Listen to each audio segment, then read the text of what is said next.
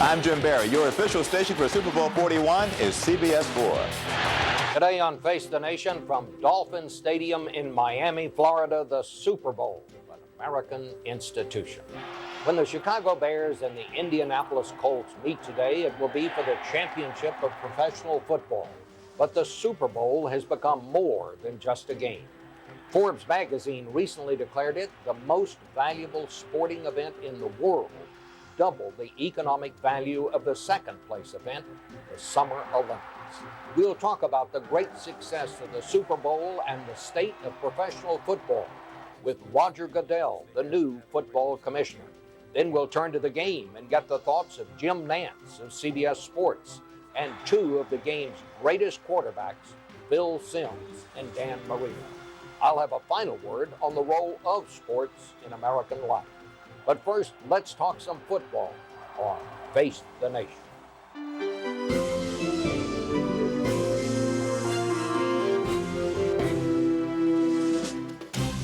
Face the Nation with CBS News Chief Washington Correspondent Bob Schieffer.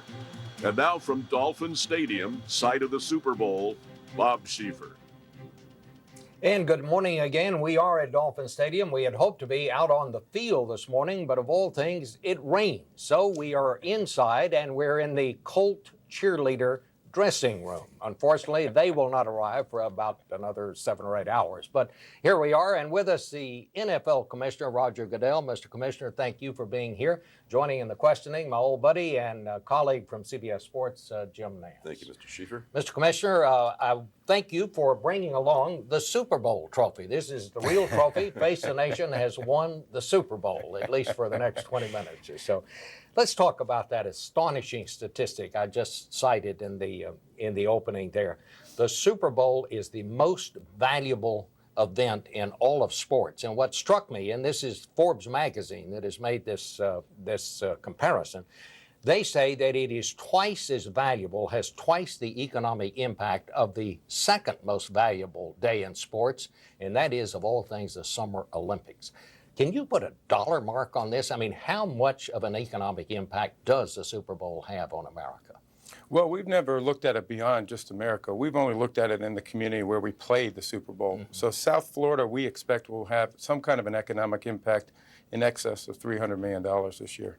But we really don't look at it so much as the economic impact. It's the impact that we're having on America by getting people together, getting them around the television set, and making sure that they get a chance to enjoy football with us. It has become a day unlike any in sports. The World Series played over a series of days, as it were. The basketball championships, Final Four, and all that. One game, one day.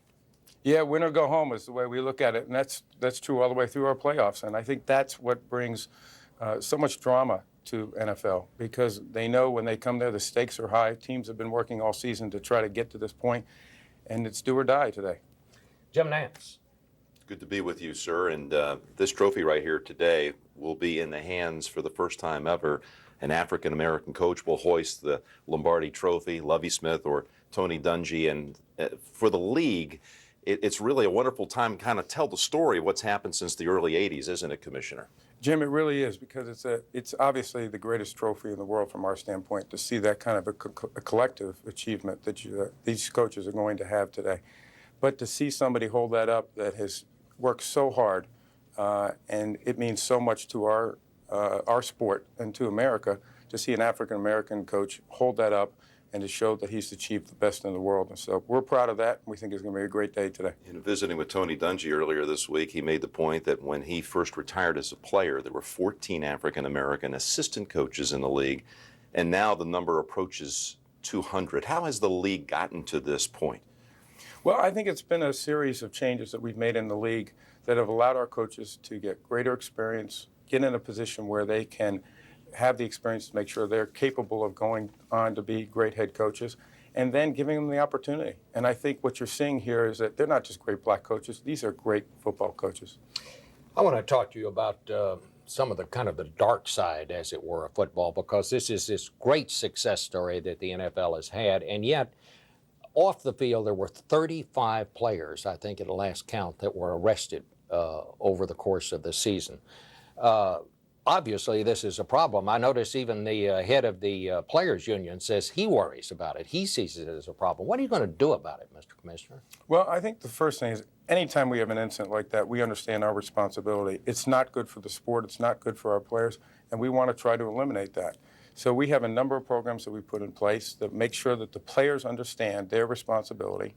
We have tried to educate them that they're in a position of great focus, and they have to conduct themselves appropriately. Obviously, when you're dealing with this many people, sometimes you're going to get some people that stray. When they do, we will deal with that by our enforcement procedures. I think that's a good point you make, because how many football players are there in the league? 1,600, something like that? Yes, slightly over. And so 35 arrests would be a very small percentage. Well, one's too many for me, Bob, as Exactly. far as I'm concerned. I think we have to try to eliminate this. We have to try to do whatever we can to put our players in a position where they understand that responsibility. Well, I noticed at your news conference on Friday, you said that you did plan to hold some meetings with the players during the offseason. But, I mean, it's going to take more than just talk. What will the league do? Are you prepared to really crack down? Will you talk about suspending people? Well, we have. We've increased our suspensions and our discipline this past year. I expect to continue that. We also want to talk to our coaches and our players to understand what's going on so that we can make the right adjustments to our very aggressive programs and policies that we do have in place right now. And by the way, this is the first time for you as commissioner to be at a Super Bowl and hand out the trophy, so congratulations on for that. And since you took over September the 1st for the great Paul Tagliabue, what do you feel now that you've gone through a whole season? Going into your second season, what's the issue that you really want to tackle above all? Well, I think the most important thing for us is to keep a focus on the game. As long as the game is strong, as long as it's exciting for our fans, that's the most important thing for us.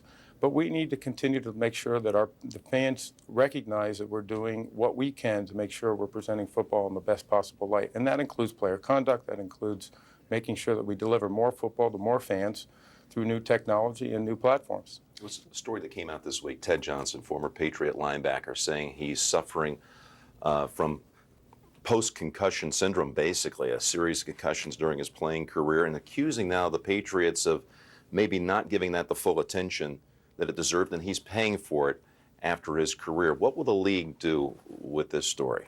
Well, medical care is extremely important to us for our players. Player safety, we have rule changes. We have a concussion study that's been going on for approximately 10 years, and they've made great modifications to equipment and to playing rules to make it safer for our players.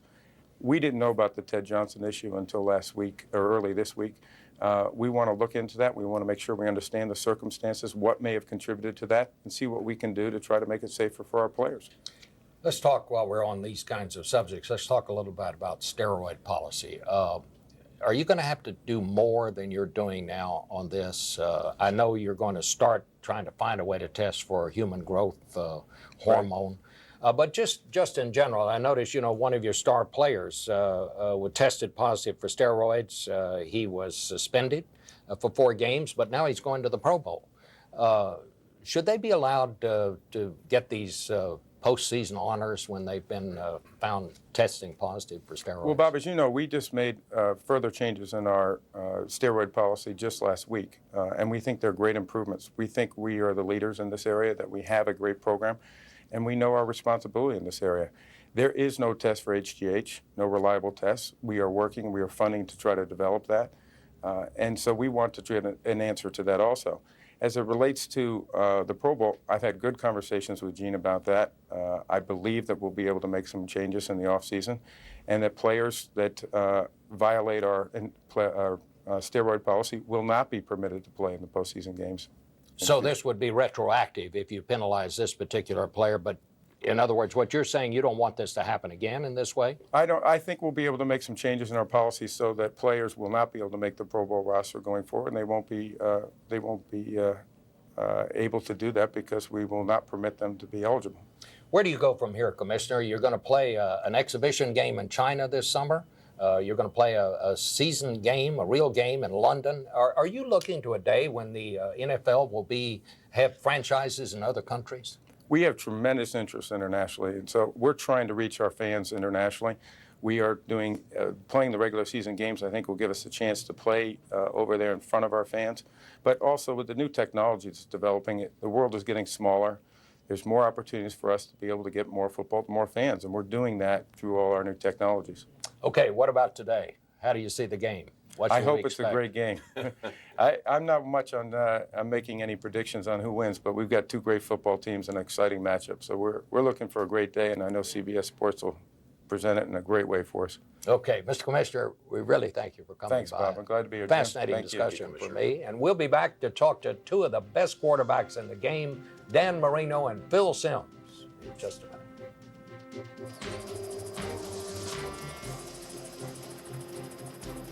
This portion of Face the Nation is sponsored by your neighborhood Walmart and by AT&T. Singular is now the new AT&T.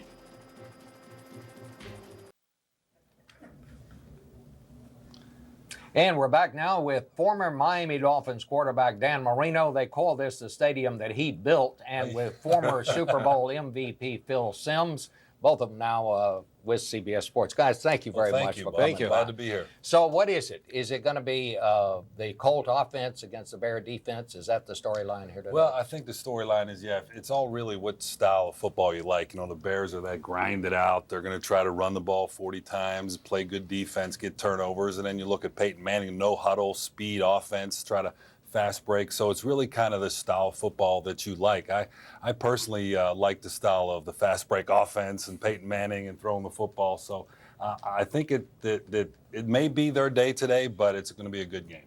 Really? You like style? You like that fast-paced football? Yeah. Dan Marino Sure, does. Sure. You got to pound it out every now, but that's what you did. No, I'm just kidding. Dan Marino threw 9 million passes in his career. That's a shock. Well, He wants to go out and air it out. It's So raining a little bit, so that might be a problem. Let's talk. You guys are two of the best quarterbacks that ever were. Let's just talk about this whole quarterback situation. Here you have this great quarterback in Peyton Manning, and then in the Bears, it depends on who shows up as to whether this guy's a good quarterback or not. Can you win this game without a great quarterback? sure you can. You can, Bob. You absolutely can. And I played in 1986. John Elway was on the other team, and I was with the Giants. And I answered questions all week long. So what do you think of John Elway? Is he great? And I go, yeah, he's pretty good. He'd be a great backup for the New York Giants. You hit me all the time. I don't know. It's the way I talk. I'm used to that. Yeah, Jim's used to it. He's got black and blue arms. But yes, football is the ultimate team game. So it has to do with your defense, players, coaching, strategy, and sometimes the quarterback is the difference, but he doesn't have to be. And Rex Grossman, I believe, can play an average game today, and they can still win. Phil, I think the biggest thing, the key for him is not to turn it over and put them offensively in a bad situation. Rex Grossman, there's been times where he's played great, during the year, and other times where he's struggled, and it's because they turn it over. I think if I'm Lovie Smith, I'm a guy that's going to want to try to run the ball as much as I can with Thomas Jones and Cedric Benson and get some production out of them and try to keep Peyton Manning off the field. And if that's the case, Bears got a shot to win. Phil, I'd just like to have my jacket back before the end of the day since I'm wearing yours and you stole mine. But I'm not giving it back. It looked the You left some same. money in the pocket, so I'm keeping it. So thank you. if there's not a quarterback that's the story at the end of the day, give me a player, both of you, that maybe will be the star that we didn't think of going in. Well, Dwight Freeney is the first guy that comes to my mind because you can talk about all you want about Peyton Manning. If you don't have an answer for Dwight Freeney, he will ruin the game today for the Chicago Bears. So, and why you look at it, it's such an interesting matchup. The Bears and John Tate, they have not played really against Dwight Freeney. He hasn't seen him in person. So I think that's a big... And Mathis on the other side is a good matchup with Fred Miller. He's very good. I think it's just, that's something that people haven't talked enough about. Indianapolis's defense, how they can make big plays too against the opposing offense. Well, I mean, if you're a Bear fan, it's got to be Thomas Jones and him running the football. And they've had more production out of him than they had during the season in the playoffs. I mean, it's something you know that they're going to want to do, pound the football. So, if you look at the Bears, it would have to be, the running game that they have against a smaller, aggressive defense in Indianapolis Colts. But you can run against that team. What about the fact that this is the Super Bowl? It's not a series of games like the World Series. It's not the Final Four or any of that. It's one game. one time. I can attest to that because I played in one and I lost. And afterwards, I was like, man, I wish this was a 3-game series so I could have another chance the next day. But does it bring a certain kind of jitters? I mean, do even professionals like you guys, do you get a little There's no doubt. jitters on There's a game excitement, like this? yes, with this big game and the stage and the people watching and the fact that, it might be the only chance you get to play in this game. There is definitely nerves there. And I think at the first quarter, it's really who's going to handle that the best, that's going to give them a little bit of advantage in this game. Have you noticed that, Phil? Have you got any sense of who's going to be able to handle that today from what you've done, your interviews and stuff this week? No, because, during the week they're loose and they feel great. And then now they have to stand out there in that field for 30 minutes and wait for that first play to take off. I think there is jitters, especially for quarterbacks. Offensive linemen, they're going to be a little nervous, but they're going to hit somebody the very first play. Mm-hmm. So when you hit in the NFL, that kind of settles you down. For the quarterbacks, I think that's the hardest place to settle into the game. If you have success early, both teams will – they'll script it where even Peyton Manning, they'll give him some easy throws early and Rex Grossman to make him feel good, to get him into the game and have confidence. Yes. How good is Peyton Manning? I heard Warren Moon, a great quarterback for so many years, say this week, he said, Peyton Manning can just do things I couldn't do. Is he really exceptional? He is really exceptional. I do not have the vocabulary to really tell everybody at home how good he is. And everything that he does on the field, with being a leader, mentally making great decisions, and physically, he just keeps getting better, Bob. And that's what I'm going to talk about a little today. He is just now maturing.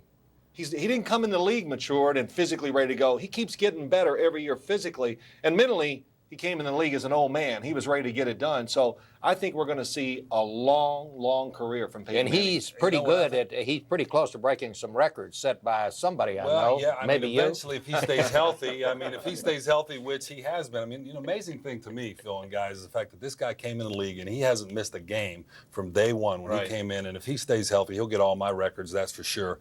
The thing that I love about him is, how he can control the line of scrimmage, and he's like a coach on the field. He understands everything that's going on defensively, and it's like, what poison do you want if you're a defensive coordinator? Yeah. If you blitz him, he's going to get you. If you play zone, you play back off, soft coverage, he's going to get you. He's going to be patient. So it really, it's tough to defend this guy because he is just so good. Bob, regardless of what happens today, what defines him, I think, he is a leader of men. And I really mean that. He is a true leader with his work habits, the way he conducts himself on and off the field with the coaches. And, he's not the friend of the players. He's not their friend. He's their leader. So, I hear it every once in a while, hey, some of the guys are not happy with him. He's got to go, who cares? He is the boss, the father of a household, and he really does it well. There really never has been a bad weather game at a Super Bowl before, and this being the house that Marino built. Okay. You played here for so long, and I'm sure you played in a number of bad weather games yourself right here at Dolphin Stadium. Could be rainy throughout. What does that mean? Well, I think if it's just light showers, Jim, I don't think that's a problem. I don't think it'll affect either quarterback one way or the other. But I've played in games in here where there's been downpours and it's been like a monsoon, and that will affect, handling the football, it'll affect throwing the football. I think that will be an advantage to the Bears because they do like to run it. But, when you're in this stadium and there are tough conditions, I think the wind, if the wind can be a factor at times too here. I was told, I was reading about you, Dan, and that you came to the Super Bowl, you're 23 years old. Yeah, 23, almost 24. And you lost. Yeah, yep. And I was told that for many years you couldn't go to a Super Bowl game. And when you finally went back, that you kind of became physically ill. Is that so? Well, no, it's just it didn't feel right because it's something that I wanted to experience. I wanted to know what it what it was like just to be able to walk off the field like Phil did, holding that trophy, saying I was the quarterback of a championship football team. And while I was playing, I used to go through, go do the corporate things and go to during the week and some of the parties and do all that. But then I'd always leave and go home and watch the game on TV there because I just didn't feel like if I wasn't in the game, I didn't really want to be in the stadium. What was it like to win, Phil? Bob, it was wonderful. And I'm sitting here today with you because we won that Super Bowl. And I tell people all the time, if I'd have known it was so big, maybe I would have got nervous. I wasn't nervous for the game, and it all went so well for me. And if we lost, it probably would have shortened my career in New York, and I probably would not have gotten into TV. I would have been an NFL coach. I probably would have already been a head coach, and most likely already been fired and be looking for a job somewhere else. So I really believe that. But as you play, I played for a guy, Bill Parcells, and he was wonderful mentally. He goes, you can't be afraid. Don't be afraid. Now, coaches now, don't make a mistake, Dan. You can't throw an interception. He was like, go out there and be aggressive. Make them get nervous because you're the quarterback. And that really eased my mind and made me very confident for the Super Bowl. Last night, It helped having a great defense, too. they reran that great game, Joe Namath and the Jets beating the Baltimore Colts, and you just realize what a great quarterback that Joe Namath was. And I saw him saying when he thought back on that game, he said, I always come back to three words: we won it. Yeah, we did it. We did it. And it must be a tremendous thing. Dan, I have to ask you, you have a bust in the Hall of Fame. I'm sure you've been asked this 1,000 times. Phil has 2 Super Bowl rings. Would you trade the bust for the rings? You know what? No, I don't think I would trade, being in the Hall of Fame, playing 17 years for the Miami Dolphins, the relationship I have in this community, the experiences here for winning a Super Bowl ring and maybe not having the career, maybe winning a Super Bowl ring and only playing 5 years or 10 years and maybe playing for another team. To me, there's something special about playing one place all that time and getting into the Hall of Fame. I wish I win a Super Bowl, yeah, of course, but I wouldn't trade it. You wouldn't trade it? No. What's the thing that means the most to you being here today, Phil? Oh, just to be part of it, to stand up there today and stand next to Jim Nantz and talk about the game. I love doing it, but also I'm going to be reliving what I felt 20 years ago a little bit, and I know how special it's going to be. Bill Parcells just retired, and he says, why do you keep coaching? Because you want to stand in the tunnel as they get ready to introduce you for a Super Bowl, because that is the greatest feeling I ever had as an athlete. And I said this to people, I said, whatever you dream and fantasize what it's going to be like, as I stood there that day in Pasadena, I go, it's every bit of that and more. All right. It was good stuff. Guys, that's a great place to leave it. We'll be back with a final word in just a minute.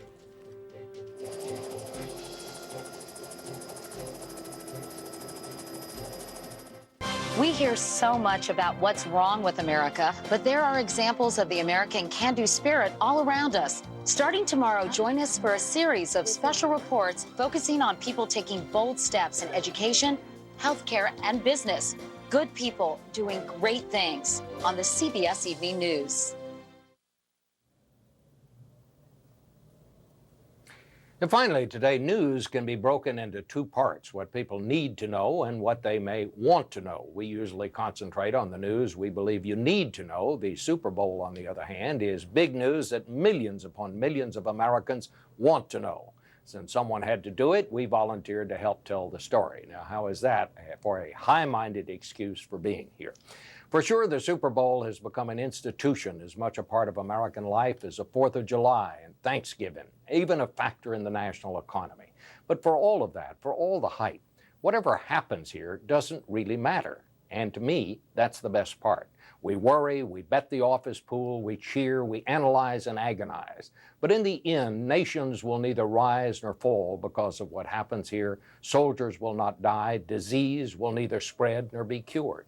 Some years back, a weird Dallas Cowboy running back named Dwayne Thomas put it in some perspective when he said, if this is the ultimate game, why are they playing it again next year? Yet for a few hours today, millions here and even some of our soldiers overseas will put aside what does matter and enjoy something that doesn't. Not many things in American life have the power to do that, and that is a good thing, the great value of sport. Have a great time today. That is certainly my plan, and we'll see you next week from Washington.